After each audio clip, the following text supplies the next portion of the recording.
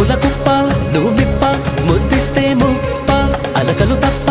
ఏం గొప్ప చనుపిస్తే తప్ప సరసకు చేరిన సరసపు సెగలకు సతమతమవుతూ ఉన్నానే గురుతులు చెరగని గడసరి మనసున గుసగుసలెన్నో విన్నానే